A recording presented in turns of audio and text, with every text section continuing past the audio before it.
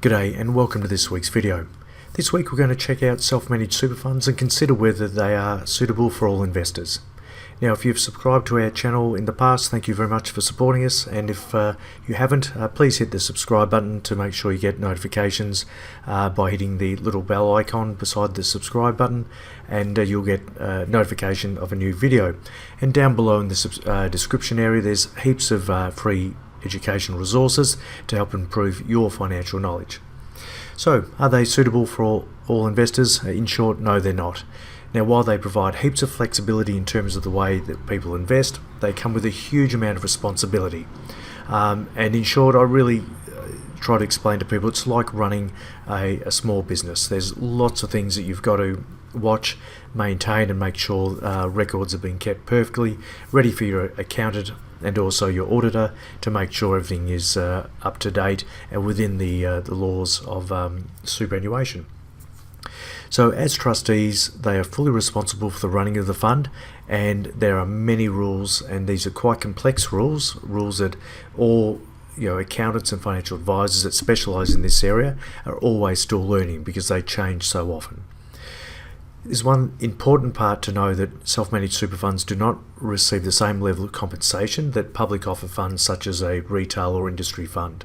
So if in the event of theft or fraud, there is government protection there for superannuation holders.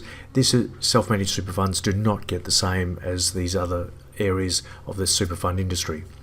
Now, the ATO also expects that trustees know what their obligations are, and they have the declaration forms that trustees sign when they first set up their self-managed super fund. Now, in the past, we've had clients that have been audited, and to know what their obligations are.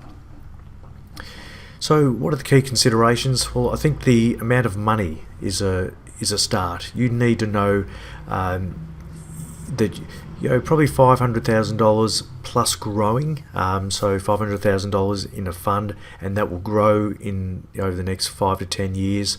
The amount of money really makes a difference, because critical mass, when you think about the fees and costs to run a fund, the bigger the fund is, the more efficiently they run. Now, many years ago, the ATO said $200,000 would do the job. I think that's well underdone in my view and for my clients. And we'll only get excited around $400,000 or $500,000, but growing with more money to come in a relatively short term. You need to consider the ongoing costs. There's a tax return, there's the audit. Do you need investment advice? Are you going to then pay platform fees and manage funds? So you need to compare that to industry or retail funds before making that leap. If you're putting direct property into a fund, well, that's something that the other areas, industry funds or retail funds, just don't cover. You've also considered you have the time and knowledge to administer, but also look after the investment side of things. Now, many of my clients are very, very interested in investment, like I am. We love our conversations around the market and looking for the opportunities that arise. But whilst they've got an interest like I have, they're happy to delegate some of that work and decision making to myself as a professional financial advisor and someone that enjoys investing. So, of course, that comes at a cost. Now, obviously, the ATO will expect everyone to understand the rules such as the sole purpose test. And the sole purpose test is to make sure that money is being kept for retirement, paying retirement pensions in the future. And what I always like is that, I think clients need to have an interest and an understanding of how their money's invested. So for the majority of my clients, it's a conversation about how we do things, why we're buying a business or why we're selling it or why we're not touching a particular business, as many of my clients come to me with lots of ideas. So I think you've got to have that core interest in investing to get the most out of it.